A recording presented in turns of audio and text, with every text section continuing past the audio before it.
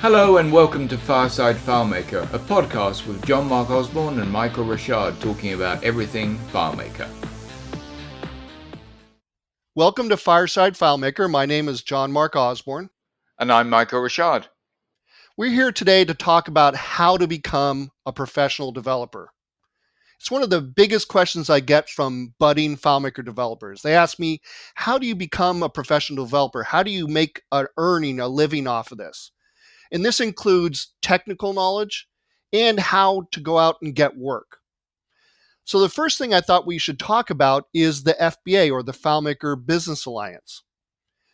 Now, if you're not familiar with it, it's the FileMaker Incorporated official FileMaker developer group.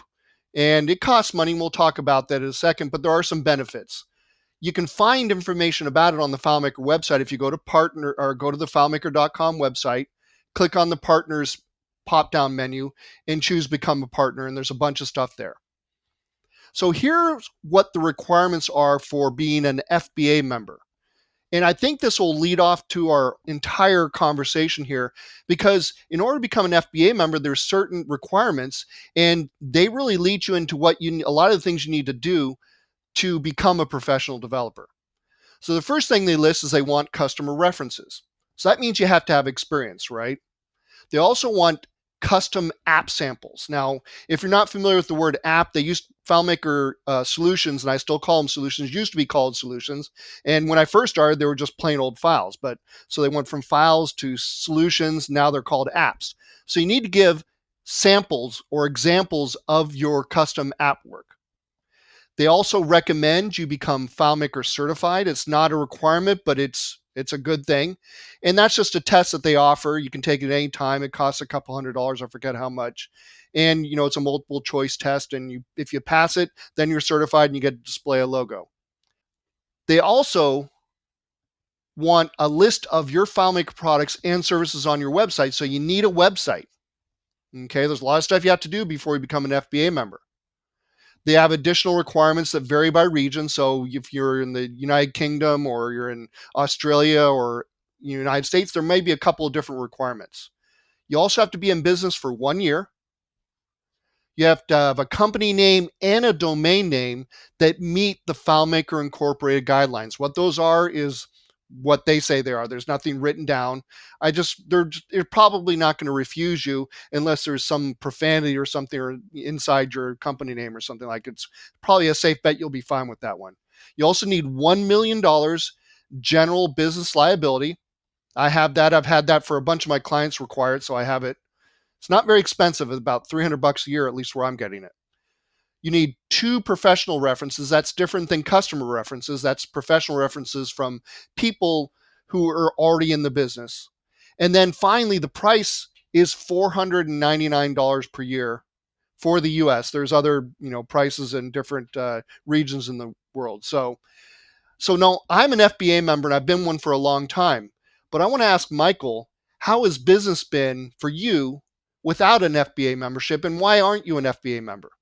Well, it's a very good question, John, and the answer is simply that I've never really felt the need to become an FBA member in order to get business. I have been very fortunate and have been able to bring in enough business through my own efforts, and paying the extra $500 a year doesn't seem to offer any benefits that I can see. It doesn't mean to say I won't change my mind, because I may, but right now I just don't feel that it's necessary for me.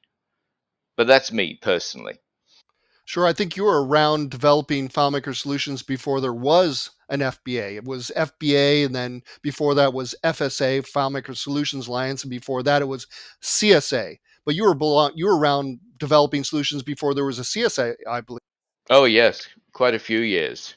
So, a lot of the things that are now here, like the FBA membership and the certification programs, they're all relatively new in the time scale of since I've been developing. And so, because I'm generally so busy, a lot of this stuff just goes past me because I don't have time to pay attention to it. And I think that's probably the easiest way to explain it. So the way I look at it is it's $500 a year. If you get one good job from somebody calling you from the listing on the FileMaker.com website, then to me that's worth it. But let me talk to you or ask you about what kind of efforts have you done to elicit, to get business? Well, most of my business comes from word of mouth, from people who I've worked with and they've referred me to somebody else. I do get periodically a fair amount of work through the freelance site Upwork that I'm on all the time. And I look for interesting FileMaker jobs and I respond to them.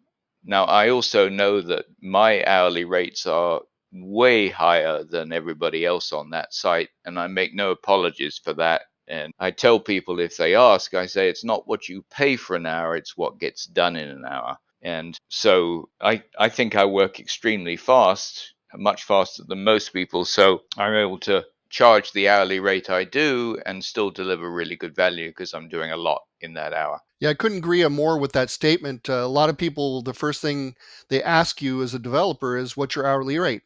And what I do confidently is I say, it really matters what the final project cost, what the price is that we put on it, because I can tell you right now that somebody charging $50 an hour will possibly take much longer, make many more mistakes.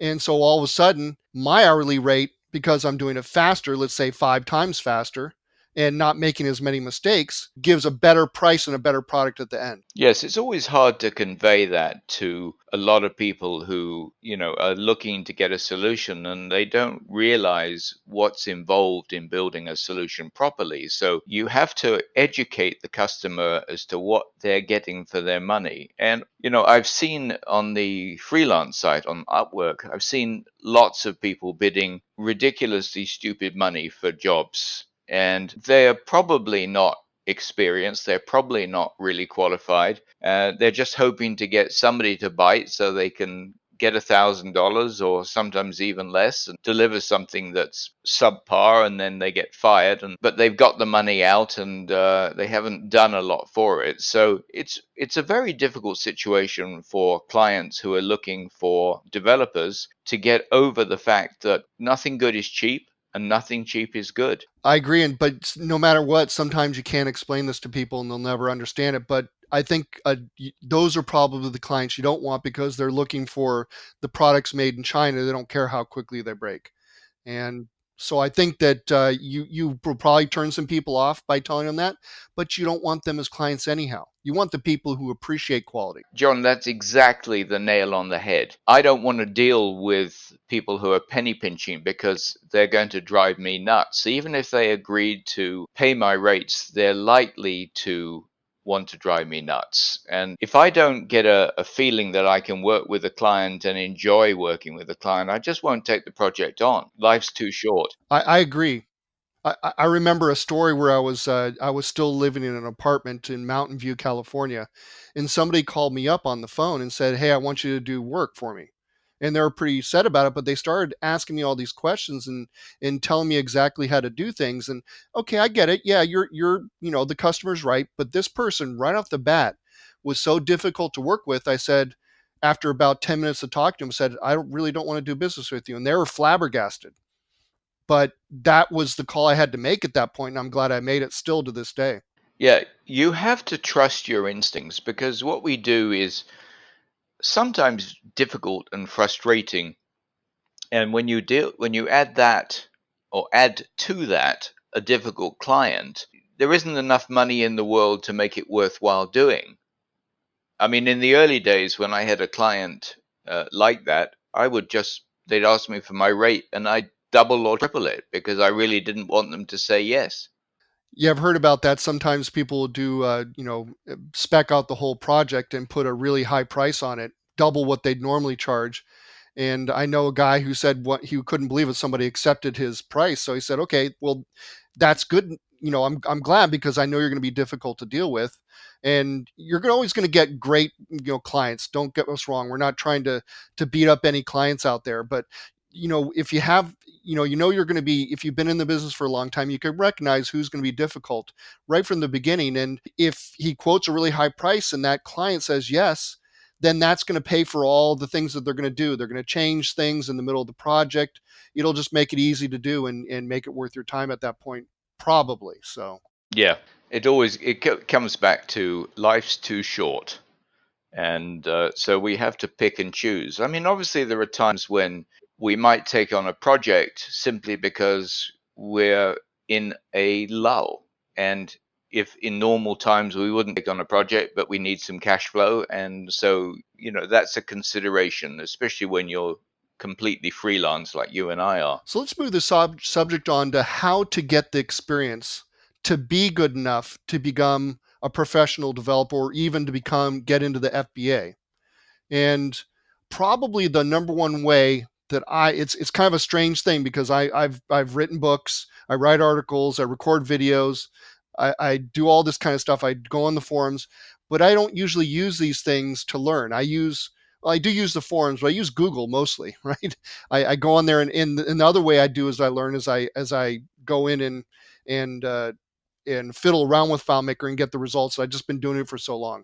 But there's a lot of different ways to learn, and I listed a few things here. Again, Google, it's your friend. Just put FileMaker, and then whatever you want to find out about after it, and you'll usually hit something that'll tell you about it. There's many books out there. There's many videos. There's 3 forums that I know of, 3 main forums. Lots of blogs, lots of example files. But the thing I want to say before I pass it over to you, Michael, is that you have to watch out who you're learning from. And you have to watch out what you're learning because sometimes you may find, let's say, an article that talks about some really complex notion that you really don't need for your solution. Even though it solves your problem that you're looking for, you need to know when to use something simpler. And so I think you have to worry about that, getting something too complex, but also anybody can publish something on the internet and call themselves an expert. And you've got to watch out for that kind of stuff. Well, it's absolutely true. It's difficult. I use Google a lot to search for if I'm looking for something specific. Generally, when I find what I'm looking for, I read it and then I go back to the drawing board with that in the back of my mind and I start working on it. But at the end of it, I doubt that I'll end up doing it the way that that person on that video or article has actually suggested, because I'm looking always looking for a simpler way to do anything. And we're going to talk in a later podcast about KISS, which is keeping it simple stupid, which is the motto that you and I live by. And so you do have to be very careful. What I do find on YouTube, for example, which is a phenomenal resource, is that a lot of the people who have put FileMaker videos up there are either incredibly long winded. They take 30 minutes to describe a concept that could literally be described in 3 minutes. And the other thing that drives me insane is the mouse moving around the screen like a demented rabbit. When I'm recording a video, and I think you're probably the same, John, I actually make a point of taking my hand off the mouse so that I can't be juggling it around while I'm talking. When I need to move it, I move it. But other than that, my hand's way away from it. Yeah, I remember back when I was at college at UC Santa Barbara, and I worked in the computer lab there. And there was a gentleman there. His name was Greg. He was one of the managers of the computer lab, and occasionally I'd have to talk to him. And he would sit there and select text, delete it, copy, paste it. I mean, literally the whole time it was like, like when somebody's there, moving their leg up and down because they got that nervous energy. And you're right, you don't want that on your video. So I think you need to pick who you learn from very carefully. It's not just about what they know, but it's also about their style. Two people can tell you the same message, and it makes more sense from another person because you've got a better synergy with them. You understand where they're coming from. They explain things the way you get them. And so I think it's important what you said is to try to find somebody who you really like and really knows what they're talking about, whether it's on a video or an article or a book or whatever. That's an interesting divergence. But being a professional developer is, in my opinion, much more than being really competent with FileMaker. Yeah, you've got to be really good to be able to make a living at it, but you've got to have multiple skills to allow you to make the transition from somebody who works in-house or a hobbyist or whatever, because the competition is extreme. I looked on FileMaker's website recently, and there are now apparently 50,000 professional FileMaker developers in the world. When I started, I think there were five. Wow. Yeah, I think so. That's crazy. I didn't know there was that many. And it's interesting. I'm not sure how many certified people are there, but there's probably a fraction of that. Because as you know, going back to certification, now it's become almost a treadmill because FileMaker is releasing a new version every year. And every year you have to go through this certification process, which requires you learning a lot of stuff that, quite honestly, you're never ever going to need to use or know. And if you do, you just look it up. So, and I have a problem with learning stuff that I have no need to remember. So, but it does. It's every year, and you've got to go through this process. And not only is it time consuming, but it's expensive.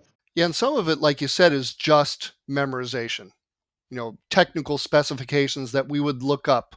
There's no point in needing to know that the number of people who can connect up to a database is 250 or the number of files is 50 or whatever it is. I don't know what it is off the top of my head. I learn every time before I take the test because I do take the certification test. But it's kind of pointless information because, like you said, you can look it up. But if you want to be certified, you have to know it. Now, there are parts of the certification test that require a deep working knowledge of FileMaker. And let me give you an example. They'll throw out a ERD or a relationship graph and say, if you had a layout based on this table occurrence and you put a portal on a layout maybe based on this table occurrence and things like that, what would show? And they'll give you A, B, and C. And in order to really understand how to answer that question, you have to have a deep knowledge of FileMaker. So in some ways it does test you well and weeds out the people who really don't know FileMaker. But I tend to agree with you. I mean, there's other ways. You don't have to be certified to become a professional developer because honestly, it's about who can take a test better, and it's not about how good you can program a FileMaker database. And that's also one of the issues with it because I've known quite a few people who are FileMaker certified developers, but they don't have the skills or the experience to be a good developer. They've passed the certification test and they think it makes them an expert, and it really doesn't. What makes them an expert is spending years and years and years developing solutions, trying everything you can possibly do, dealing with out of the box situations and creating or delivering solutions that are tricky, and only the experience will give you the advantage and be able to solve that problem. Yeah, I think you hit it on the nose. It's about being creative, and FileMaker allows you to be creative. So it's not about the person who knows the shortest piece of code necessarily. It's a person who can use FileMaker's features creatively, provide a good interface, and also has good business acumen. And you've got to have a well-rounded set of skills to go and start your own company, especially since most developers are going to be single man shops for the most part. So you have to do everything. Correct. So let me tell you what I consider the essential skills that you have to have in order to make it as a professional developer. And the first one is obviously expertise in FileMaker, but the second one is networking. You've got to know how to network. You've got to be really good at it and really creative, but pick your venues or outlets to do that networking. You so many networking groups on Meetup you go to, and everybody's trying to sell you something else, and you're just handing out your card to people who will never use your service. I like to try and drill down to influencers and meet people who not only could use my services, but who have connections enough to other businesses who can use my services. And that's where I think networking becomes really a useful skill. But again, it's something you have to learn, and probably a lot of people will waste a lot of time going to meetings that they're not going to get any business out of. Does that make sense, John? Absolutely. I think other areas that are good for networking would be the forums and also the developer conference. Both those places, in fact, I always tell people go to the developer conference to talk to people first and foremost, and secondly, to go to the classes that they have there. It's all about networking when you go there. You'll meet clients there. There are definitely people who are not programming FileMaker who are there and want to learn more about what FileMaker can do, not necessarily all the details, but they want to learn what FileMaker can do so they can better hire somebody. And then on the forums, you'll meet people there all the time. It's a great place to get business. Uh, any other suggestions on places to network? No, those are both very good suggestions. But some of my best networking has been at the airport or in a coffee shop, and I Right. just strike up casual conversations with people just because I'm fairly gregarious and I like talking to people. So I'll strike up conversations where a lot of people will just sit quietly and mind their own business. And I find it people interesting and I like having deep conversations. And you'd be amazed as to how many of those people you meet are in positions of influence. When you're at the airport, you might be sitting next to somebody who's in jeans and a t-shirt, but he could also be the CEO of a Fortune 500 company. You don't know. And so one of the things that's absolutely essential, and you'll probably scoff at this, is you have to carry business cards with you 24 hours a day. If you're out anywhere, you have business cards with you. But there's a caveat to that. Most business cards fail miserably. And I'll tell you why. First of all, the contact information, the phone number or the email address, is so small you can't read it without a magnifying glass. And I've seen that so many times, and those cards just go in the bin because a card is supposed to let the person know how to get in touch with you. And the second thing, and I think this is absolutely essential, if you have a business card, it has to have a photograph of you on the business card. Now, do you know why that is, John? So remember who you are. Well, yes, because if you're introduced to a lot of people, they won't remember names, almost certainly, especially if you're at a big event. And having the photograph will trigger the memory. Oh, I remember that guy. But if they recognize your face and they remember you, they will also remember the conversation. And just having a name doesn't convey that. So when you hand somebody a business card, you're basically saying, remember this conversation we had, remember me, and here's the way to get in touch with me. So that, to my mind, is paramount, and more people are doing it, but I don't think they understand the psychology behind it. I like that. I never thought about it. Now, let me ask you a little bit. I'm not as gregarious as you are, but my guess is when you start up these conversations in the airport or a coffee shop, you're just talking about maybe you see that they've got a nice hat on and you're complimenting it, or you're asking what they're drinking, or you say, hey, it's a nice day out. It's not.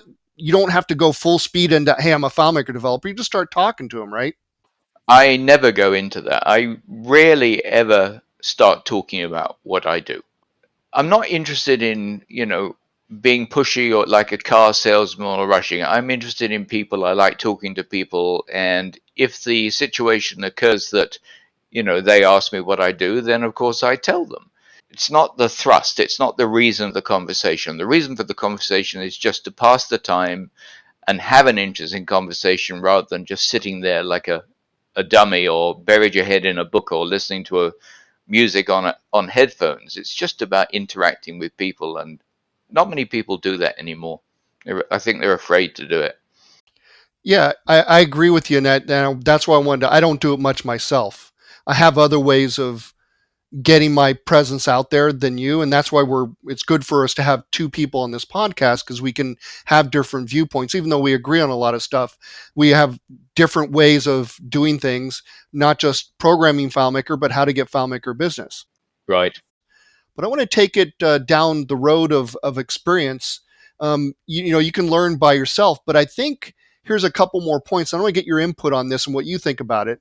It's been a long time since we've needed any of these, but some people who are amateur developers who want to become professional developers, this advice may help them. And so I've got four things here. One is to get experience, get a mentor. Find somebody on the forums and write them a message and say, hey, I really like that or whatever. And you might start up a conversation. Don't force somebody to be in a mentor of you, but just kind of fish around. And when you find somebody who's interested in talking to you, then they can become a mentor, and you can often call them up and talk to them and say, hey, I'm trying to do this. And they'll say, hey, try that, and they can really help you out. Other things, second one is get a job as an in-house developer. They don't necessarily hire the people who have 10 years experience, and it might be a good way to cut your teeth. You can also get a job with one of the bigger firms. I mean, a lot of the FileMaker developers out there are single man shops, but there's also people who are hiring people all the time. You can either become an employee or a contractor. And then the other thing is don't quit your day job. Get a job on the side, and you can work for free if you want to, for friends or family, or if you do find a job out there, charge at least $100 an hour.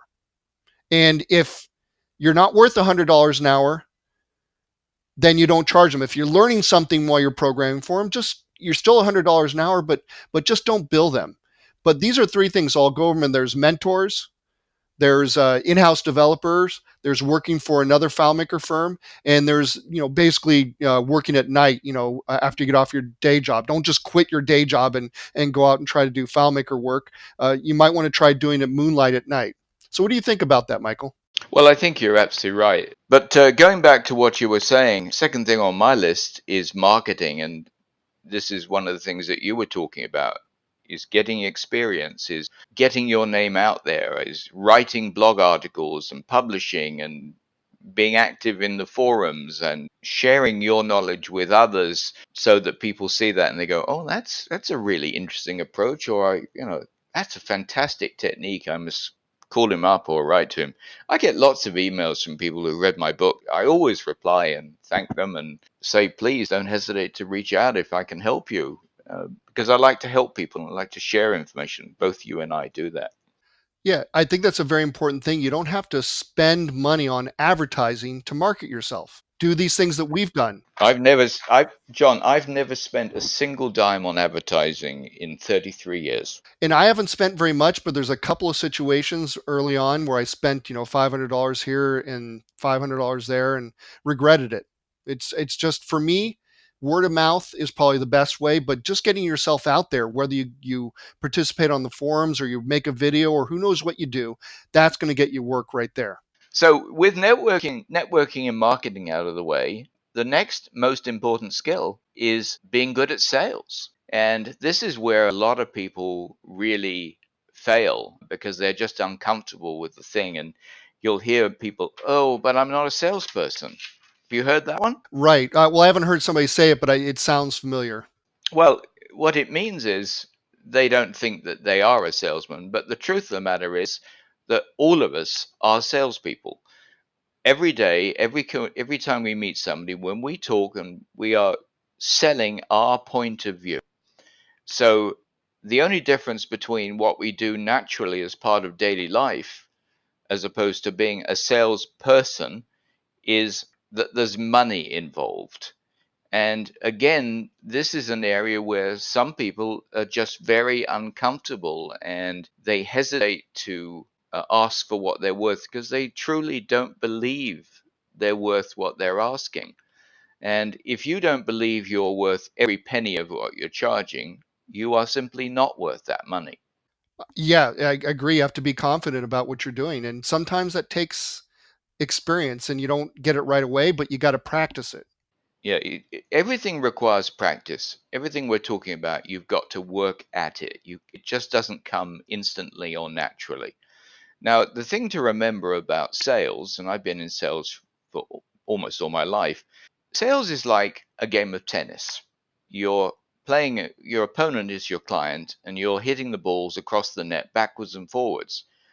The difference is that me, as the salesperson, I'm not trying to win a point. I'm just trying to keep that ball in play. So I'm just gently lobbing it back to the customer and letting them hit it, and then I'm going to lob it back. So I'm not trying to make that killer shot because you can often miss it. And I just keep the ball in play long enough to have a long conversation. And I'm persevering. I'm listening. An objection, as you know, is a buying sign, and I'm responding to that objection. And then I'm again asking them to proceed and move forward. So it is a process, and it's a fun process. If you regard it as a game, it becomes really fun. And that's what we all want to have in our lives, is more fun. Yeah, I think what you're saying, and tell me if I'm wrong, is you need to have patience with a conversation. You don't want to force your services down their throat.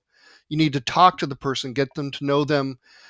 They want to know they can work with you, and they don't want somebody who's just out to make money. And I think that's very important, is to have a conversation with somebody. Let them know what you're all about, but don't rush them. It's the most important first meeting. They've got to like you.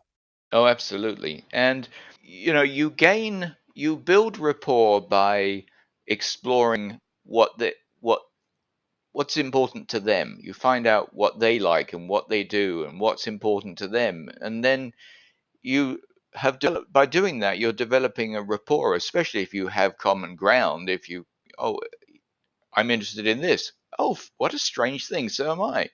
So there's lots of things and techniques that you can use to build rapport. But the one thing I will stress that it should never be forced. You should never be doing this in a manipulative way.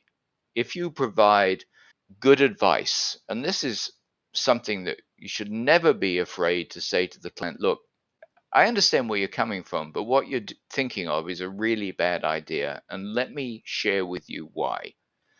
And now they may completely disagree with you and decide to do it the way they were thinking, but at least you've given them the benefit of your expert advice, and you're not charging them for that advice. You're just having a conversation, and you're trying to establish value and trust in that conversation.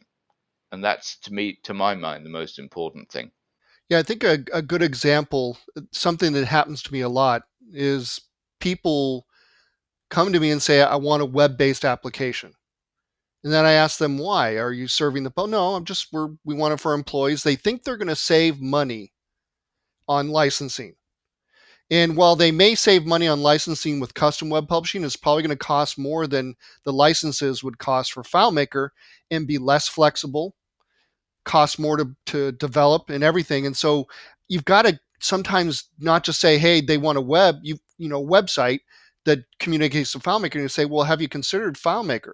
It's probably going to cost you less money to do it this way and be more flexible and more capable. And that would probably be my most common example. There are certainly many other examples out there of what people want to do, but that's the one that I get every single time somebody calls me, it seems like. Well, I don't think a lot of people really understand what cloud based computing means. It's a buzzword. Oh, it's in the cloud. Well, fantastic. So what? When you have a FileMaker solution that's being hosted on an outside server, like a hosting company, it's in the cloud. But is it? Yes, it is. But it isn't like you're giving up control of that application by signing up for a service that requires it's all web based, and you have to sign up for the service and you pay per user fee and you pay all these additional fees. But your data is now under their control.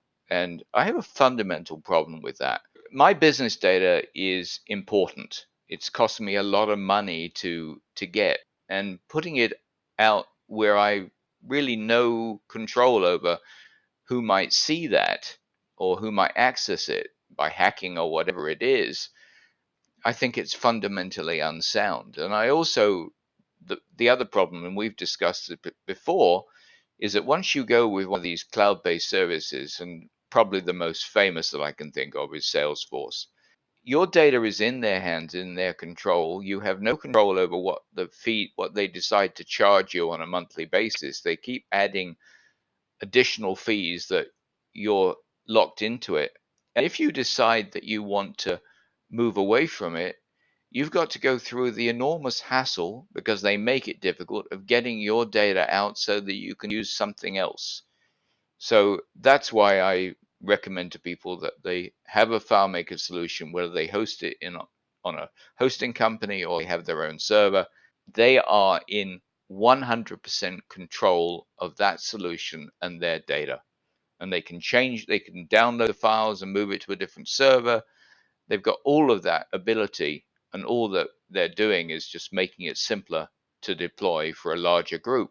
Yep, and this is all about what you're talking about. You have to be a salesperson. You have to be able to explain what FileMaker is, what FileMaker can do, how it's different than other things out there, in order to make that client feel comfortable that they're going to get the solution they want, even if you direct them somewhere else to something other than what they wanted in the beginning.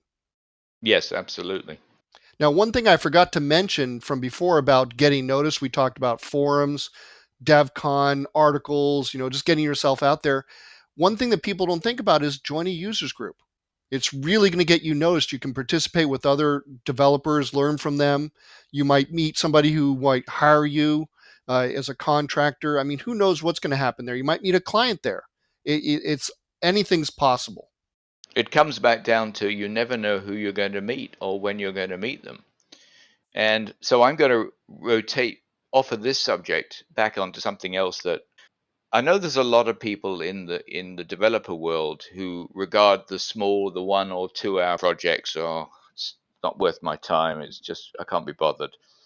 And I will say to everybody who's thinking to be a developer that you must never regard a small project as a nuisance. You must regard it as a stepping stone because so often you are asked to do something very simple and yeah, it's well below your skill level. It isn't really worth doing in a sense, but it could be a test. And I have one particular project that started off with 5 hours, which was very easy to do. It was a very easy fix. But over the next 10 years, that client paid me $500,000.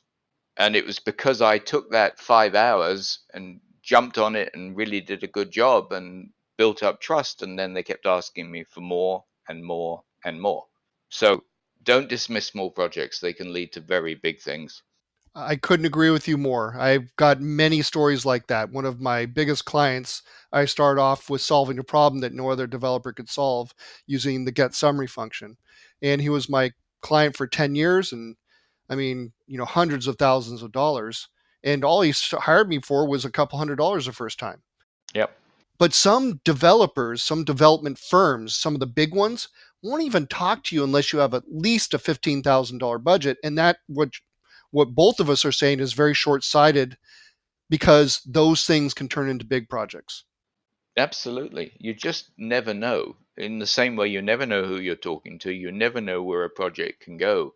And if you have a somebody approach you to do something small, just say yes. I'd love to do that for you, and you'll be surprised because they're used to a lot of people saying I can't be bothered with it. They really are. Right. And sometimes when I tell people, yeah, I'd be interested, and they're so surprised because they're like, well, I've been turned down by so many companies because it's only a $5,000 job. I'm like, hey, don't worry about it. That's my bread and butter right there. Yeah, absolutely.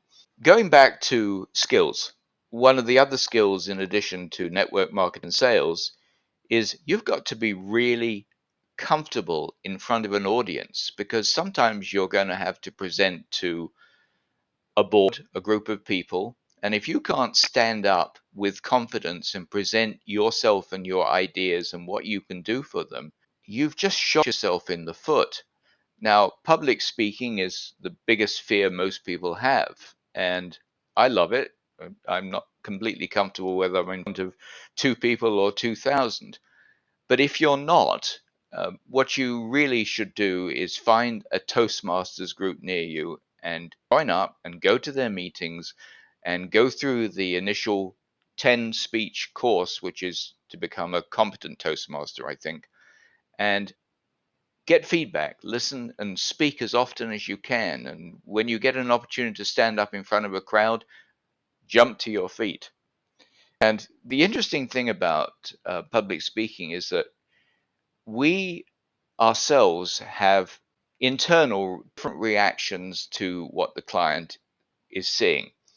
I remember I was taking part in a Toastmasters tall tale contest years back, and I got through 2 rounds, and then the third round was regionals, and I had to give my speech in front of 500 people, and it was the first time I'd ever been up in front of a big audience. And I got up on the stage. My voice was quavering. My knees were knocking. My legs were shaking. I was hyperventilating, and it was just. I got through it, but I just felt it was just awful. And I went back to my table, and my girlfriend at the time said, how'd you feel? And I said, it was awful. And I told her the symptoms. She said, no, none of that. It's all in your mind because you were up there. You were as confident as you could possibly be. But I didn't feel that way. So, it's not always what you feel internally. It's just having the experience and the ability to get up and do it. Yep, I couldn't agree more. I remember the first time I did a presentation. It was at the Dig FM meeting in Santa Clara. It's a users group. And I was so scared the whole time, all the same symptoms you had. But then I got done. Everybody came up to me after the meeting and was like, blah, blah, blah, blah, and this and that. And I was like, oh, okay, they must have liked it.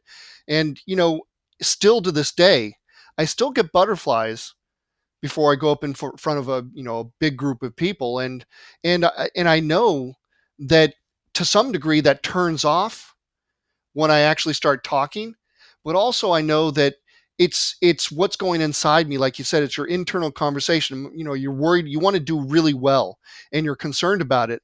And some people, don't have that. I get that, but I think most people do have that fear.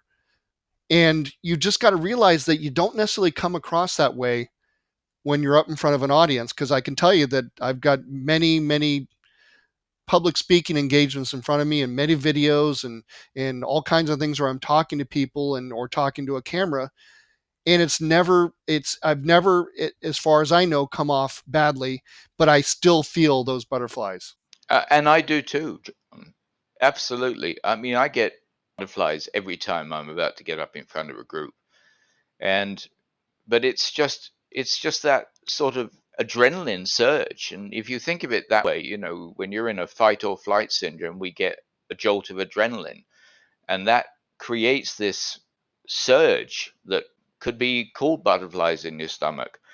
But it's just par for the course, and the moment you move into action, that disappears. It may come back afterwards if you can certainly get it at the end when you think you didn't do very well, have them again, but it's just a temporary thing and it's more illusory than reality. Yep. And I feel the need to tell people how I got started in the industry, not because they can follow my path exactly, but they can hear my story and understand that every path is different. So the way I started off in the FileMaker market was I decided I wanted to work at Claris. So I kept interviewing and bugging them until they hired me in technical support. And I worked there for 5 years. And then I worked for ISO Productions. We produced books and CDs and things like that. And then I went out on my own and started doing things. But all along the way, I was also developing a website called Database Pros, and I was giving away free stuff. And by giving away free stuff, I was unknowingly able to market myself to where people still come up to me and say, hey, you know what? I grew up on databasepros.com. That's where I learned how to become a developer. And so if you're going to go out and design yourself a website, which you're going to need if you want to be an FBA member, or even if you don't want to be an FBA member, that client's going to want to have your website. It's a calling card. You have to have it. You might as well not only just put stuff about what you do in the FileMaker market, your experience, your qualifications, and things like that, examples or whatever you put up there, but put some stuff about FileMaker, how to use it. Put some stuff, some example files, an article, a blog, or something like that. And I can tell you, it's paid off for me tremendously. I never meant to become a developer. It just kind of came that way for me. I was just doing my thing. I liked FileMaker. So if you want to like FileMaker, well then like it. Go ahead and share with people. Go ahead and do some stuff, and it'll get you a lot of advantages that you just don't know where they're going to come from. People are going to see your stuff, and it'll keep your skills up. There's all kinds of benefits from it. I can't tell you enough how important that is to share with the community how many benefits come your way from that. Oh, absolutely. It's a funny thing, but I talk to a lot of people who are developers, and they often are talking about my books and how do you write these, how do you come up with this stuff, and a lot of them have come up with ideas and techniques on their own bat, which are quite clever, but they don't bother to write them up because they think, oh, everybody must know that. And you can't assume that. You may come up with something that, yeah, lots of people know that, but if you're writing about it, you own it, and you may well come up with something that nobody's ever a twist that nobody's ever thought of before. So I always tell people, don't be hesitant about writing. What's the worst that can happen? Nobody's going to read it, and that's the absolute worst. And if somebody, you write something and somebody calls you or emails you and says, well, you're wrong. And you go, really? That's interesting. I didn't know that. Thank you. And explore it and figure out what it is and get better, and then add an addendum to that article if necessary. Yeah, I think you got to. I think that's very important. You have to not worry about being wrong, because you're going to be wrong no matter how good you are. The only person I know who's never wrong is Wim DeCourt. That's about it. And well, everything that comes out of his mouth is pure FileMaker. And maybe Ray Colligan too. So we'll throw those two guys into the super genius category. Oh yeah, they're beyond. Both of them are beyond genius. I don't know either of them. I've emailed them, and Wim DeCourt and I have a mutual client. His expertise is so far beyond FileMaker, as is Ray Colligan's. They are certifiable geniuses. Yep, and I know that Wim scores every single year the highest on the certification test. So he's an amazing guy. So if he says something, listen to it. Yep, absolutely. So the final thing about skills, and we talked briefly about it earlier, is about money. And first of all, as we said, got to know what you're worth, and you've got to accept nothing less. You cannot and must not make assumptions as to whether the client can afford you. You must assume they can. If they can't, it'll come out, but you must assume they can. And don't ever be intimidated by wealth or power. I've got friends who are multimillionaires. I've even known a couple of billionaires, and they're just like you and me. They've just got more money, so they're no better than us. And if when you're not intimidated by them, they're so used to people being intimidated by them that it will come often as a breath of fresh air, and you'll get that connection that you might think you're never going to get. So don't be intimidated by it. Yep. It's hard to be intimidated, but just take a deep breath and think, hey, I'm just talking to my friend or a client I already know. It's no big deal. Now, the good thing is all the skills that we've been talking about. If you, as a developer, can master all of these skills, you can make 2 to 5 times more money than you can working for somebody else. But the important thing for me is not that I make more money working for somebody else than working for somebody else. It's I have my freedom. I choose when I work. I choose where I work from. I choose which projects I want to take on. I'm not beholden to anybody. And so that gives me enormous flexibility and freedom, which is really what I want more than anything. I I don't know what to say to that, because it's 100% true. That's the best thing about being independent. I can decide that I want to take the afternoon off and do something. I can decide not to work with the client, like you said. I can do really whatever I want. The hard part, I think, though, about being independent, and I work out of my house, which I love, is not going over to the TV and watching TV or doing something else at your house when you really should be working. It's being disciplined, but at the same time, if you're disciplined, you can also take that opportunity to take a little bit of time off. You want to leave early for a long weekend. You don't have to ask your boss. You've got that freedom to do whatever you want, and that's got to be the best thing. And plus, I don't have to commute. I love it. So I don't know about you. No, I'm absolutely the same. I like working out of my home office. I like being able to get up in the morning at whatever time I get up, and I'm usually in front of the computer around 5 in the morning, and then I work till 3 or 5 in the afternoon. But I'll take breaks when I feel the need to. I'll take a nap when I feel the need to. I'll go and get some lunch and read a book or do anything, or I'll sit and play a couple of games of chess. in front of the computer while I'm working just to free my mind up to think about something and let my subconscious work on it, because we don't, our brains need variety. And this is one of the great advantages of having that flexibility to work at your pace and at your schedule. And as you say, when you work for yourself, you work for a complete and utter maniac. But you can also get that complete utter maniac to give you a day off when you need it. Well, plus you don't have to have any meetings. All my meetings go on in my head. It's great. I love it. I can't stand meetings. The best thing, uh, the other thing I would say is that being a one man shop also has its benefits. I know some of the people I grew up in the industry with who have all the big firms now, they work so many more hours than I do.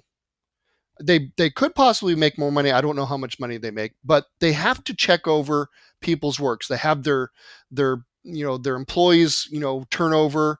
They have to deal with all the problems on a big wider scale because they're doing much more business. I like the the simplicity and of working by myself. I don't feel like I'm alone. I kind of like the alone time, but I can do what I want to do. I can do it when I want to do it. I don't have to choke over anybody else's work. So I would suggest that it may be a great idea for you to become a manager and build a giant company. But I think a lot of people just want a single man shop so they can do what they want to do.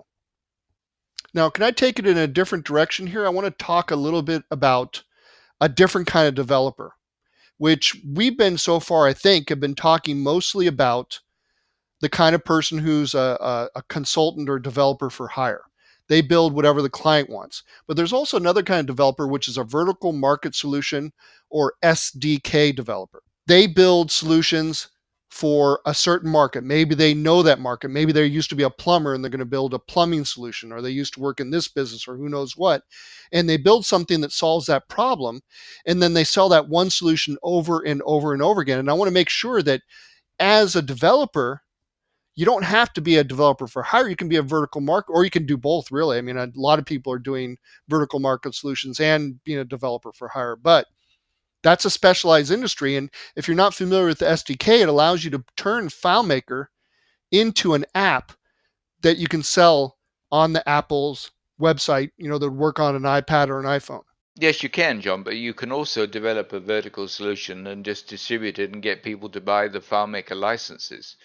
I mean, you still have the runtime engine, which allows you to bind a file and create a single user solution without requiring the client or the user to buy FileMaker licenses. But that's been on the schedule to be deprecated and discontinued for a long time, and I don't think it's going to be around for very much longer. But it's still, you can still develop vertical market solutions without going and creating it using the SDK. So it's just another method. And remember that as a developer, we get asked to build solutions. And the reason we get asked to build solutions is because the client has looked and tried to find something that's readily available, and they can't find anything that meets their needs. So that's when they come to people like you and I and say, can you build me this? That's how we get business. And once you've developed a solution for one customer within that industry, you've already got the makings of a vertical market solution for the entire industry. And you don't need to sell a lot of copies to make it very worthwhile. Absolutely. And I just want to clarify one point. There's two things out there for making FileMaker a standalone solution. There's the runtime, which has been deprecated for at least 5 years, 3 or 4 versions back. And as soon as there's a file format change in FileMaker, going like they did from .fp7 to .fmp12, as soon as they decide they need a file format change, probably runtime will be taken out. Until then, and it's probably, I've looked at the timeline as far as versions and time frame, we're looking at runtime going away. But the SDK is a whole different beast. It allows you to make solutions for the App Store, the Apple App Store. and turn your FileMaker solution into a standalone solution for that. And that you can is still viable. All you have to do is get the FileMaker developer subscription, FDS, if you go into the FileMaker.com website. It's $99 per year. And you get these things. You get FileMaker 18 developer subscription license. It's basically for testing purposes, copies of FileMaker. You get pre-release software. It's usually a month or so before, or 2 months before it actually comes out, but it gives you that chance to be prepared for clients, because clients are going to call you, right? You don't have to be an FBA member to get pre-release software, so it's kind of cool to be prepared when those clients start saying, "Hey, FileMaker, 18 or whatever it ends up being in the future. What do you know about it?" And you know about it because you've been using it for a month. It also gets you the FileMaker training series, which is great for trying to pass the certification test. And you also get the iOS App Software Development Kit, which is what SDK stands for. And then you also get a really cool tool called the FileMaker Data Migration Tool, which will take your data from one version of your database to another, pull it all in without writing any scripts. It's just simply one line of code that you write inside of a shell program.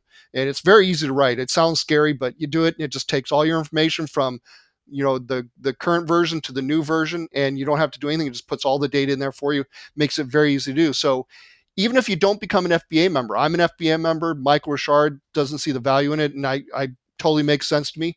You might want to consider a FDS subscription, because that'll get you some stuff that will give you that that extra edge when you're working with clients, because you'll be able to do things with the data migration tool, or make an SDK, or whatever you want, get the pre-release software. All that stuff will really help you get ahead of the game, and you don't have all those rules and regulations you have with becoming an FBA member. You don't have to have been in business for a year. You can get that right now, even if you're really not even a developer. You can be somebody who's interested in FileMaker and pay the $99 and get it. Yeah, it's a very good point. Well, John, I think we've probably talked this subject to death. We've been talking for about an hour, so by the time we clean it up and edit it, it'll be close to an hour-long podcast. But I think it's been an interesting one, and I hope that the listeners out there get something from it. And we both of us encourage you to take the leap. It's been an incredibly rewarding journey for me in so many ways, and I'm still on the journey and have no intention of stopping anytime soon. Yeah, I can't recommend being a FileMaker developer enough. And so I agree with you. I think we're both in agreement this is the best choice we've ever made in our career. I don't miss working for somebody else at all. And so I hope that you guys take some of these ideas we gave you and help you to become your own boss. And so for Michael Richard and John Mark Osborne, we're going to sign out, and we'll see you in the next podcast. Yeah, thanks for listening. Bye-bye now. You've been listening to Fireside FileMaker, a podcast with John Mark Osborne and Michael Richard. We'd love to hear what you think, so please email us at info@firesidefilemaker.com. That's info@firesidefilemaker.com. Thanks for listening, and we'll see you next time. Bye-bye.